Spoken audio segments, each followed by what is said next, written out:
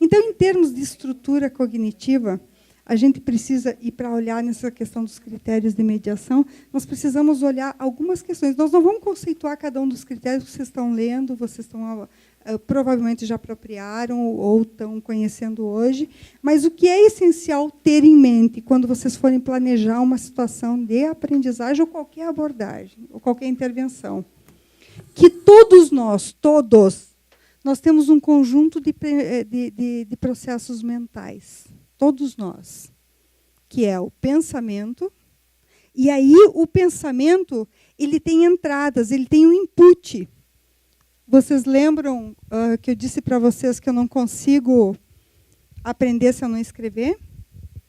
Vocês já encontraram aquele aluno que não escreve nada em sala de aula? E o professor entra em surto, desesperado, porque diz assim, ele não registra nada, vou ter que pegar numa prova, faz a prova e o aluno vai super bem? Porque o input dele não requer esse tipo de conduta. Então, se eu quero que ele tenha a conduta de registro, eu tenho que fazer uma interação e uma mediação qualificada para ensinar ele a fazer professor, isso. Só um ponto. Por exemplo, na minha unidade, eu utilizo, nas primeiras semanas de aula, tentar identificar esse tipo de situação. Porque, como eu evito usar a sala de aula convencional, trabalho direto no laboratório com os meninos na minha área, que é tecnologia da informação, realmente tem menino que ele já chega e não consegue escrever nada. Então, eu pego alguns métodos e vou aplicando e oriento ele. Né, como que ele pode trabalhar para que ele não esqueça aquele conteúdo. Né, e, realmente, eu teve uma visita até de uma escola de ensino regular, onde eu comentando a metodologia, uma professora simplesmente falou, pelo amor de Deus, não acredito que você faz isso, que o aluno não escreve. Ela falou assustada. Eu falei, não, mas quem garante para você que ele escrever não vai aprender? Você quer ver uma coisa? A minha geração desenvolvia motricidade fina pela escrita. A gente fazia caligrafias. O Nelson também é tão velho quanto eu.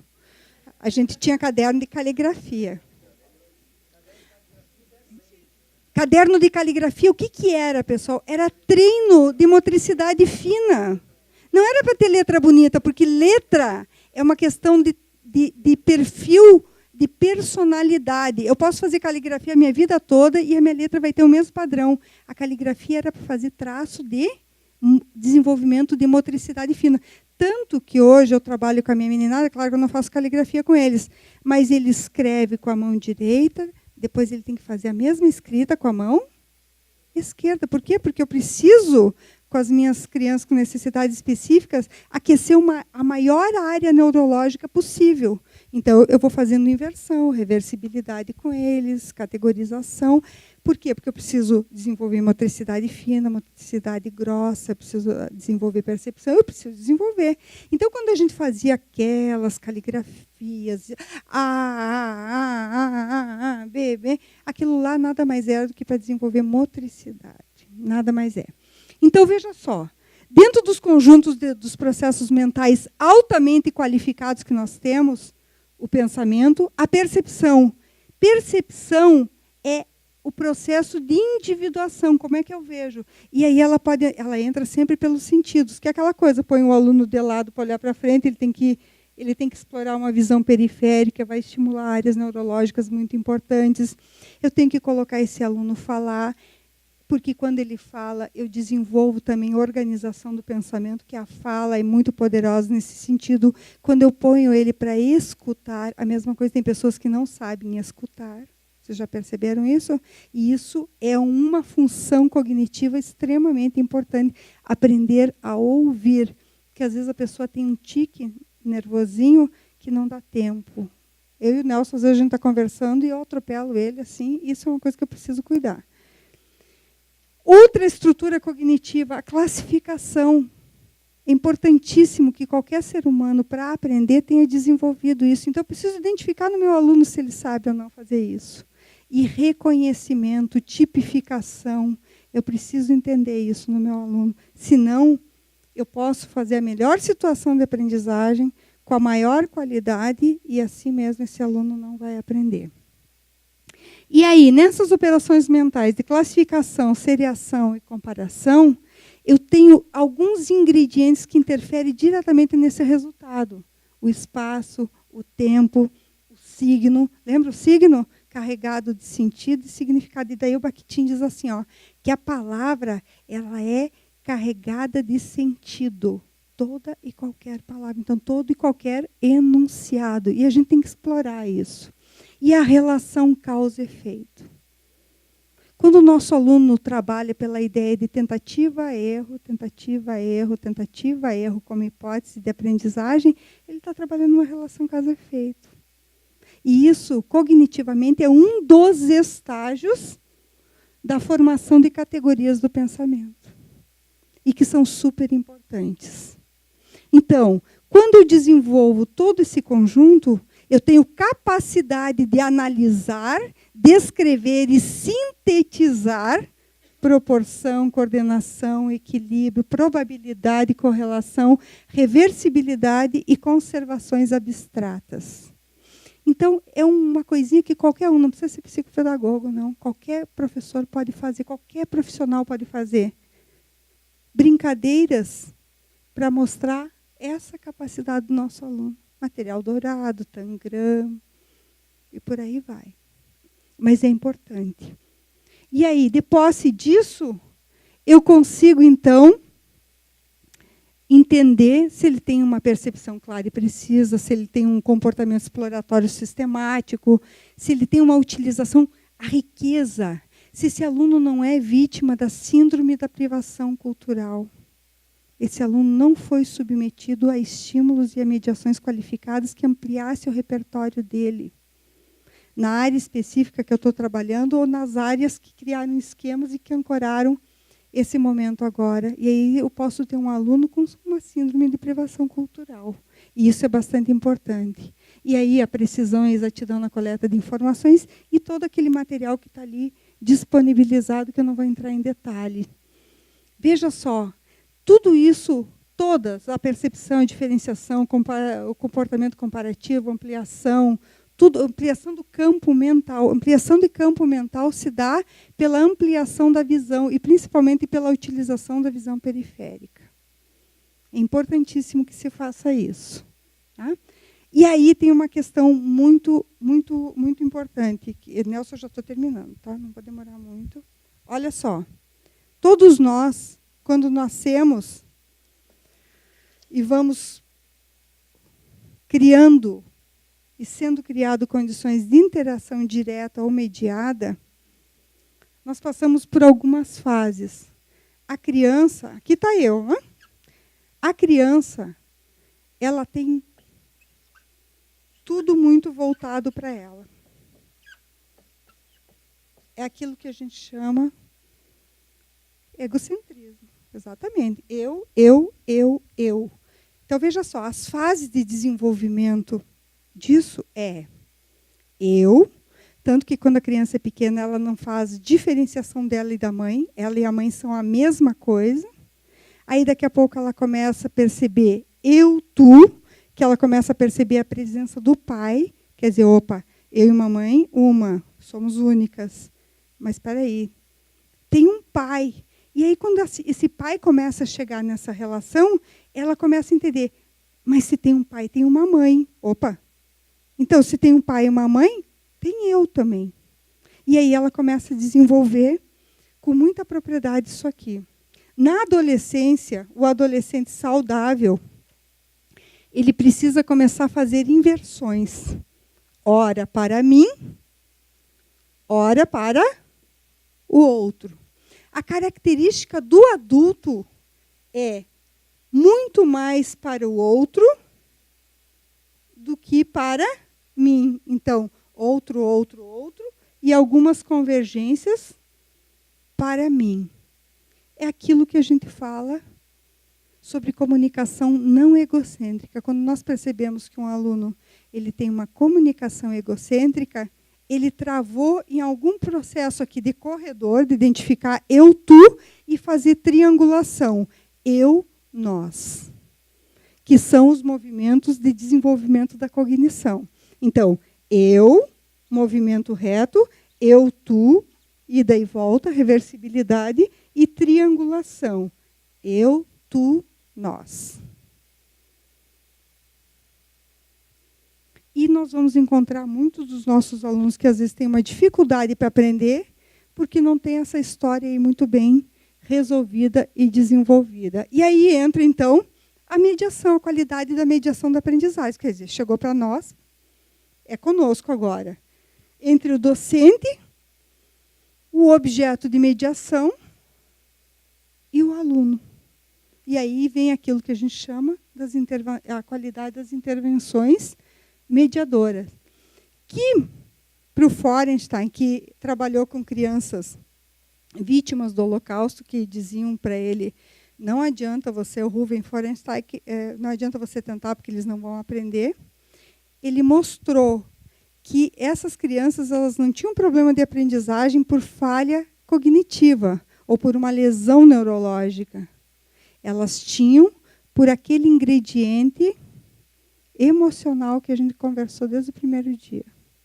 Elas tinham, na verdade, um bloqueio nos níveis de aprendizagem em função dos traumas que viveram. E aí ele começou a desenvolver, e daí ele disse que quando a gente investe numa mediação que olha para a intencionalidade e a reciprocidade como um dos principais, eu tenho uma intenção, eu preciso saber como é que meu aluno responde com relação a isso.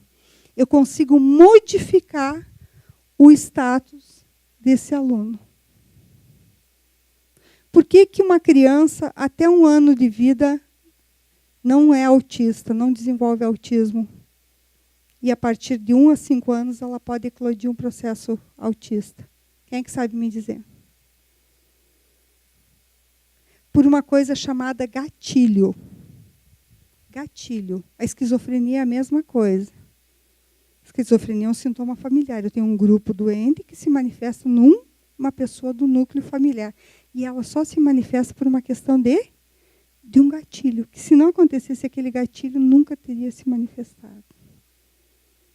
Que pode ser um trauma, pode ser um acidente, pode ser uma dor, pode ser qualquer coisa. Pode ser qualquer uma dessas coisas. Até a alimentação, só para você ter uma ideia. Tem um estudo agora comprovando que a qualidade da alimentação... Eu sou tia-avó de um menino autista, do João. E o João, na festa de 1 ano dele, ele começou a gritar. Começou a chegar nos convidados e ele gritou a festa inteira. E eu cheguei perto do João, tentei fixar o olhar, ele não fixava o olhar em mim. E a mãe dele é fonoaudióloga. E eu cheguei e disse, Cândice, vamos dar uma olhada, você precisa dar uma olhada no João. Ah, tia, porque ele está acostumado só com adultos. Mãe, né? Mãe. Eu disse, vamos dar uma olhadinha. O diagnóstico diferencial dele durou 6 meses. E aí uma das coisas que foram inferidas, que é uma das hipóteses, porque ela demora muito para ser fechada, é que o João desenvolveu autismo por um excesso de ferro. O gatilho dele foi excesso de ferro. Eclodiu ali num ano, né? O gatilho dele foi a festa de aniversário. O gatilho do João foi a festa de aniversário. Porque ele até então não tinha tido aquele comportamento.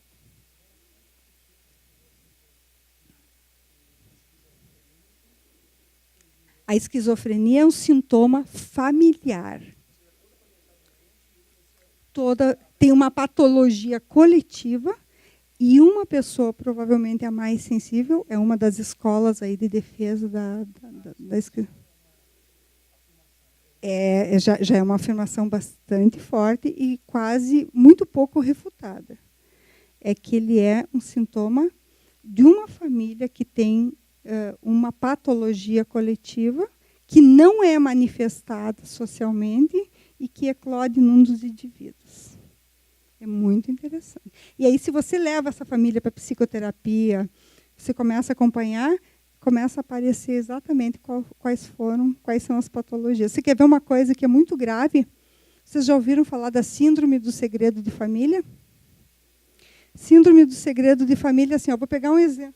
Eu vou pegar um exemplo brutal aí para vocês. A mãe engravidou, resultado de um estupro. ela resolve por uma questão de crença religiosa, por um direito sexual e reprodutivo, ter o bebê. Eu não estou dizendo que ela tem que abortar. Não estou falando isso. Estou dizendo que ela toma a decisão, pelas crenças pessoais, de ter o bebê. O bebê começa a crescer, sai dessa fase egocêntrica, começa a desenvolver essa coisa do eu-tu, e ela começa a dizer, ela vê que tem outra criança, tem papai. Ela ouve a palavra papai. Mamãe, papai. Ela começa a dizer, opa, está faltando alguém aqui nessa história. Porque a figura materna e paterna são figuras representativas. Não quer dizer que a mãe biológica, qualquer um, por exemplo, pode fazer o papel de pai e fazer o papel de mãe. Mas naquele momento ela começa a dizer, opa, tem alguma coisa. E ela começa a dizer, mãe, quem é meu pai? Quem é meu pai? E a mãe, por não ter estofo emocional para segurar, ela começa a dizer, seu pai morreu. Ah, mas como é que você engravidou? Ah, eu namorei teu pai, aí engravidei, e teu pai morreu. E a história vai. Um belo dia, porque sempre tem um bucudo na família, né? Sempre tem um bucudo na vizinhança, na família. O cara chega e diz assim, tu sabia que tua história é horrível? Pergunta para tua mãe. Ah! Por isso que, no caso da adoção, o aconselhamento é conte desde o início. O que acontece? Essa criança começa a entender, eu sou diferente, ele é diferente de mim. Quer dizer, tem alguma coisa aí. E ela começa a perceber emocionalmente que existe um segredo que não pode ser contado. Uma das primeiras coisas, aí ela começa a dizer, olha só, emocionalmente, todo segredo não pode ser contado. Ela começa a viver experiências e não conta. Porque todos os segredos devem ser guardados e não contados. Isso pode ser, por exemplo, um dia que essa criança descubra alguma coisa que socialmente não é bem aceita, e no caso, uma criança que nasceu de um estupro não é uma coisa socialmente muito bem aceita, é um gatilho. E pode desenvolver aí uma esquizofrenia. Mas o problema é da criança? Não. É uma patologia que tem na família que eclodiu nela. Eu dei um exemplo assim, hiper, mega, ultra radical. Eu não estou dizendo que é só isso, estou dizendo que são vários outros. Mas que é muito significativo. E aí a gente tem que entender que quando a gente recebe um aluno dentro da nossa sala de aula, quando a gente casa com alguém, quando a gente constrói um núcleo, a gente está trazendo para a nossa vida e aproximando da gente coisas que a gente sabe e são de fáceis percepções, coisas que a gente não sabe, talvez nunca vá saber, mas que começa a sentir que tem coisas diferentes. Porque eu tenho um professor que ele diz assim para a gente que é muito interessante, que nós somos nós, mais as nossas circunstâncias. Quer dizer, eu sou resultado das minhas circunstâncias, da qualidade de interação que eu tive desde a barriga e desde antes da barriga da minha mãe, de forma direta e indireta. De forma direta e indireta. Entendido até aí? E aí o Forenstein, ele vai dizendo que qualquer ser humano, independente da sua condição, aprende. Desde que eu consiga estabelecer e pensar conscientemente em critérios que me levem a uma intenção e a uma prática muito efetiva em termos de abordagem e de mediação. E aí ele vai colocando intencionalidade, a reciprocidade, a transcendência, a mediação do significado como as três principais, mas ele fala de todas aquelas outras que vocês foram dizendo, mediação do sentimento de competência, mediação do controle e regulação da conduta, mediação da individuação e da diferenciação psicológica. Lembra a individuação? Nós trabalhamos no primeiro dia. Tem um signo, tem um sentido e tem um significado. E esse sentido, ele é pessoal. Ele é ancorado na percepção. E quando eu começo a trabalhar isso com o meu aluno, para ele tomar consciência, e eu faço práticas com consciência desses critérios que eu quero desenvolver, eu empodero muito mais esse meu aluno, eu consigo ir muito mais longe com ele. Quando a gente puxa isso para EAD, o trabalho quintuplica, porque você trabalha com um range de alunos muito maior, porque o tempo da execução do curso vai ser maior, você vai replicar isso em várias turmas, porque no presencial você tem o professor ali que a qualquer momento ele pode mudar uma pequena estratégia de acordo com a resposta do seu aluno, e no EAD não, você tem que fazer essa previsão de uma série de variáveis que podem acontecer ou não. Por isso que um dos campos que a gente toma maior cuidado na criação da situação de aprendizagem, no plano integrado, no caso, é justamente as estratégias de mediação. É o campo que a gente fica mais em cima do professor, justamente para prever o máximo possível de situações. O pessoal do apoio pedagógico tem fundamental importância em ajudar a construir, junto conosco, os critérios de mediação para que as intervenções sejam suficientemente bem ancoradas e que tenham uma chance maior de sucesso. Porque o que a gente faz? A gente faz situação de aprendizagem, a gente faz projeto por meio de projeto integrador, por situação, problema, por estudo de caso, por pesquisa, porque a gente só quer uma coisa. Nós queremos que o nosso aluno saia profissional das nossas escolas. Mas, juntamente com esse exímio profissional, nós temos aquilo que a gente chama de capacidades sociais, organizativas e metodológicas que ajudam a estruturar um sujeito. O cara que tem uma inteligência emocional de controle, né? Ele tem a capacidade de entender que eu consiga, exatamente num aluno que vem e diz assim para o professor: eu sou uma porcaria, professor. Eu não aprendo, não adianta, eu não aprendo. Que eu consiga, junto com a equipe pedagógica, desenvolver o sentimento de competência nesse aluno, de dizer: você aprende, sim. Você vai conseguir aprender estrutura naval, sim. Você vai aprender os conceitos, sim, da mecânica automotiva. Você vai ser um mecânico de automóveis. Você vai ser um mecânico de motocicleta. Você vai ser o cara da madeira imobiliária. Você vai conseguir, porque você pode. Você pode. O que eu estou fazendo? Uma figura de autoridade está empoderando. E aí eu preciso também fazer todo um processo de individuação da diferenciação psicológica, de entender que existem características e peculiaridades, que nós temos muita coisa, que nós somos muito parecidos, mas nós temos muita coisa que nos diferencia um do outro, inclusive em termos de padrão de aprendizagem e de resposta da aprendizagem. Aproveitando, então, a palavra-chave é a seguinte: não sofram. Não sofram. Não sofra. Não. Levante a mão, por favor, quem tem aqui graduação em psicologia. Olhe em volta. Quem tem, pode permanecer com o braço erguido.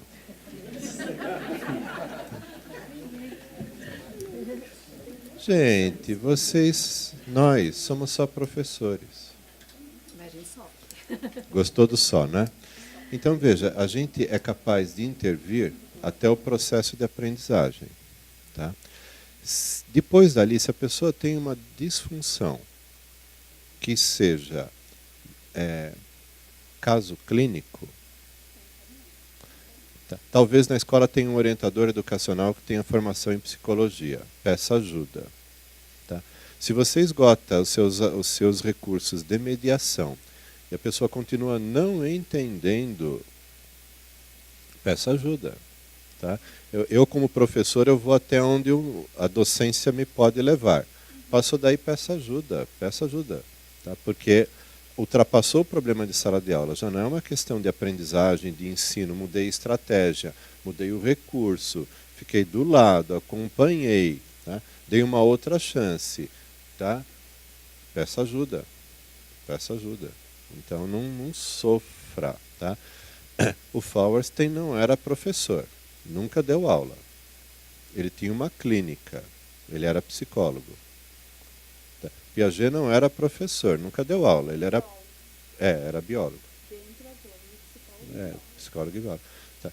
Então, esse pessoal, eles tinham uma abordagem clínica. Então, a questão toda é a seguinte: a gente vai até onde a gente pode ir na nossa atuação, eu vou usar agora a palavra com esse sentido, a nossa competência profissional como docente, como coordenador, como conteudista, como desenvolvedor, vai até um certo ponto. Partiu dali, a gente passou dali, a gente pede ajuda. Tá? Porque daí o problema já ultrapassa. Foi para outra instância. Outra instância.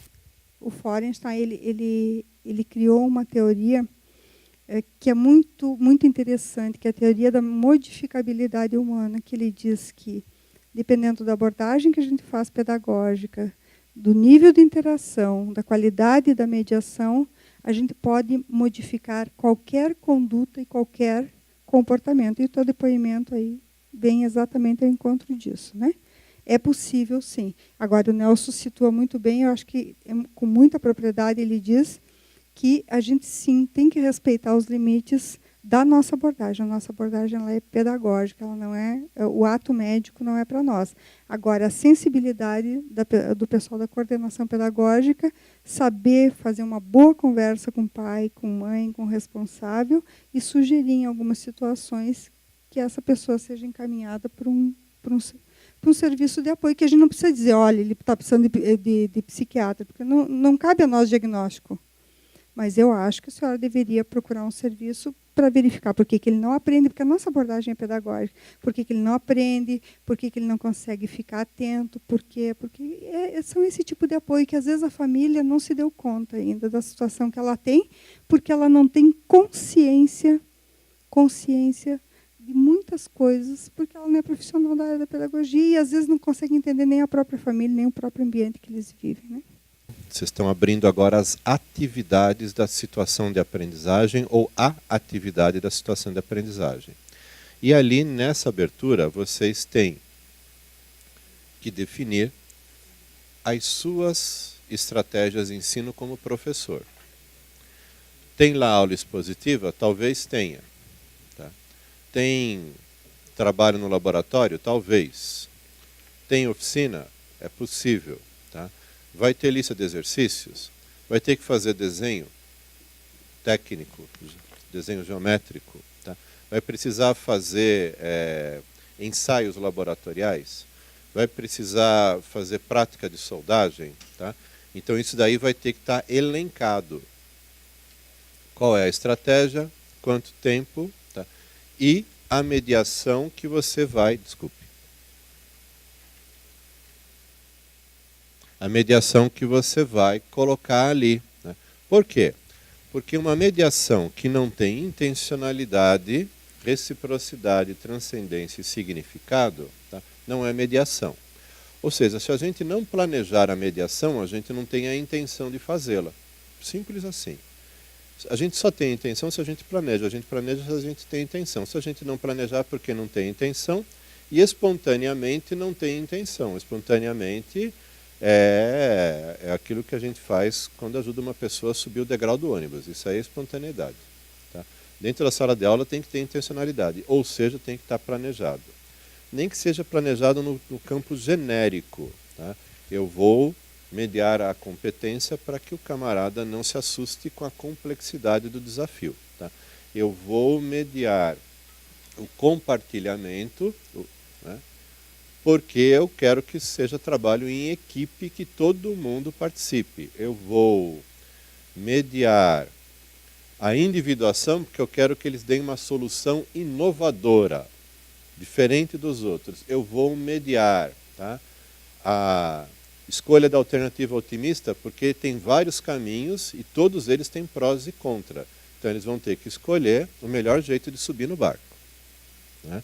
Eu vou mediar o sentimento de pertença, porque eu estou querendo criar nele a identidade, tá, de mecânico de autos. Tá? Eu quero que ele se assuma como mecânico, tá? Ou como um construtor de imóveis, ou como um técnico em plástico, tá? Ou como um construtor de barcos. Então aí eu vou mediar o sentimento de pertença dele naquela área, etc. Então eu vou dar aula expositiva, sobre tal assunto, 2 horas, vou mediar tal coisa. E pensem nisto aqui. Que recursos serão necessários? Ou que objetos de aprendizagem serão necessários? E pensem que eles têm que servir para despertar interesse, curiosidade, favorecer o desenvolvimento daquelas capacidades que estão lá, tá? Aproximar o aluno da realidade e não afastar o aluno da realidade. Cuidado com os tupinos bananas, que eu já tinha comentado aqui, né? Sistematizar, oferecer mais informações, mais dados, permitir fixação, ilustrar noções, estimular a criatividade, tá? E o ambiente pedagógico também, tá? Então, se na sua unidade você tem que reservar a oficina, reservar o laboratório, reservar a sala de vídeo, porque lá tem uma TV grande, dá para a gente ver o vídeo, né, melhor e tal. Então tem que pensar nisso, tá? Porque o ambiente pedagógico possibilita outros modos de aprender, é outra interação, o cara está perto da máquina, aquela coisa toda. Tá? Então vocês vão colocar isso, nós vamos dar a nossa estratégia de ensino é aula expositiva, o local é sala de aula, tá? O recurso é PowerPoint, tá? Apresentação, tá? Ou o recurso vai ser estudo dirigido do livro-texto. A gente tem que fugir daquele planejamento que a gente vê nos cursos padrões, né? Que é aquela tabelona que a gente usa no formato paisagem, né? E tem aquela tabela, tá? E a gente escreve deitadinho aqui, né? Aula expositiva apoiada em recursos audiovisuais. E a gente faz RAV, né? Para poder ficar curto, não ter que escrever isso, né? Mas a gente escreve de comprido, né? Que usa a mesma estratégia para tudo. Tá? E a mesma coisa que usar o mesmo tempero para toda a comida. O arroz fica com gosto do feijão, que fica com gosto do bife, que fica com gosto da salada. Tá? Então, a gente tem que dar o tempero na estratégia. Não tem jeito. Né? É na estratégia que a gente faz. Então, vamos pensar. Sem viagem. Né? Pensando não é a estratégia que eu quero com o recurso que eu queria. Né? A gente tem, é o que tem. Né? Tem que ser real. Certo? Eu queria, assim, comentar com vocês, né, que a gente está num momento, né, onde a sociedade ela vem discutido e encorajado muito, né, a diversidade e o atendimento das necessidades individuais dos alunos, né, porque eles têm contextos diferentes, experiências anteriores diferentes, estilos cognitivos, né, ou seja, uns aprendem mais lendo, outros aprendem mais visualizando, outros aprendem mais ouvindo, né? E dentro, né, dessa fala, desse entendimento, né, ouvindo também as dificuldades que foram relatadas aqui por vocês e as possibilidades, né? Então, não é uma característica, né, do Senai você ter essas questões, né, de você ter uma incompatibilidade, por exemplo, com uma visita técnica e um horário de curso, né? Você ter também uma quantidade grande de alunos e até essas necessidades especiais de alguns alunos, né, que você não acha que não tem recurso, não é, para você atendê-lo. Vamos pensar que a gente está num mundo de hoje que a mediação ela está sendo também, né, atendida com os recursos tecnológicos, né? E nem sempre eles são inacessíveis para nós, são caros, são coisas que você precisa que a instituição ela adquira, né? Hoje é uma série de aplicativos, de programas que são gratuitos. Às vezes é porque a gente não tem conhecimento, né? Então, eu vou dar um exemplo para vocês. Como é que você pode potencializar um momento presencial, onde você tem muitos alunos e seu tempo é precioso, né? Como que você vai utilizar aquele tempo para você atender um número grande de alunos? Antecipa algumas informações no material online, né? Então, aí você pode dizer, mas eu não posso garantir que o meu aluno ele tem acesso a um computador ou que ele tem um smartphone. Mas você tem uma biblioteca, né, na sua instituição. Coloca à disposição nessa biblioteca materiais que possam ser consultados, né? Então, uma série de informações que ele pode ter antes e que não vai ocupar, né, o seu professor num laboratório, explicando as regras de segurança, o vestuário apropriado, né, o nome do equipamento. Deixa ele ter acesso a isso antes. Faça com que aquele momento presencial ele seja ocupado com aquilo que é essencial, com aquilo que realmente, né, vai fazer diferença em ele estar ali com aquele especialista, ele estar ali com aquele equipamento, com aquele procedimento. Mas você pode usar um vídeo, né, para apresentá-lo para ele com antecedência, algum procedimento, algum histórico que seja importante, né, e que vai até prepará-lo melhor para ele estar naquele momento presencial. Né. Outro recurso também é referente a essa visita técnica. Muitas vezes, né, você vai ter um aluno que não vai poder comparecer, mas ele não precisa perder absolutamente. Hoje existem aplicativos também que, com um celular, você grava vídeo, grava áudio, você coloca informações e depois ainda manda para o e-mail. Te dou o nome dele, chama Evernote. É gratuito, tá? Você pode baixar no seu celular. É uma ferramentazinha super interessante. É um elefantezinho. Tá? Então, você baixa isso no celular, gratuito. Você pode, e ele sincroniza com todos os seus aparelhos. Se você tem um desktop, um laptop, né, o celular, e você baixa em todos eles, o que você grava em um, ele está disponível nos outros também. E é bem bacana isso. Tá? Uma ferramenta muito útil. Né? Por exemplo, você vai para uma reunião, seu próprio aluno. Então, ele pode, enquanto ele está assistindo a reunião, ele pode estar gravando o palestrante, ele pode estar também escrevendo algumas notas, ele pode fotografar e incluir ali naquelas notas, e aquilo fica ali armazenado. Se ele quiser depois até compartilhar aquilo com um aluno, com outro colega, ele pode também. Então, imagina que você pode ser, inclusive, uma ferramenta para você pedir para o seu aluno, durante uma visita técnica, ele prepare um relatório do que ele viu dessa visita. Né? Então, assim, são exemplos de como você pode usar a tecnologia também nessa mediação para ajudá-lo a atender às suas especificidades, as necessidades individuais dos alunos. Né? É claro, né, que, assim como a mediação, a seleção do recurso que você vai usar, ele tem que estar relacionado com a natureza da capacidade que você está desenvolvendo, com o seu objetivo de aprendizagem. Né? Então, lembra, pensando que nada é gratuito. Então, você não vai, por exemplo, utilizar um vídeo só porque você tem. Você vai utilizar o vídeo, né, se ele fizer diferença para você atingir aquele objetivo que você tem de aprendizagem. Né? Você vai usar o Evernote também se ele for útil para você, se ele vai fazer diferença para potencializar, né, o desenvolvimento daquela capacidade, para você transmitir uma informação para um aluno, para você ajudá-lo de alguma forma. Né? Também foi falado, né, reforçando a fala da Adriana e também da Sinara, né, sobre uma imagem, uma animação, alguma coisa que você tem, por exemplo, no material online, e que você é uma informação importante e que você tem um deficiente visual.